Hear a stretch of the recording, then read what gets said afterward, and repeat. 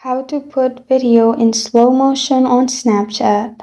Hi everyone, I'm here to assist you today without any delay. Let's jump right in. First, open Snapchat on your device. After you have opened Snapchat, simply click the video as you do normally. After you've clicked your video, you'll find filters options. Simply scroll to the left and you'll find this snail-like icon. Make sure it's in the middle. After you've clicked on it, your video will be turned into slow motion on Snapchat. As you can see, now you can simply save it or simply send it to people you want to send it to. And this is how to put video in slow motion on Snapchat.